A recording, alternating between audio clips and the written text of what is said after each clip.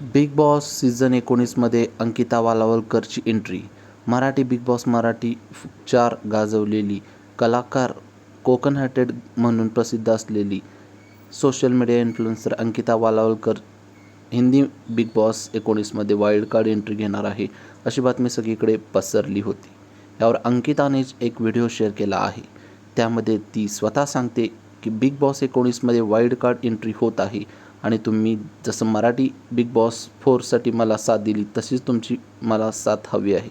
अंकिता म्हणते, नमस्कार मंडळी, जसं की मी तुम्हाला माहिती आहे, बिग बॉस हिंदीच्या घरात माझी वाईल्ड कार्ड एंट्री होते आणि यासाठी मी खूप उत्सुक आहे.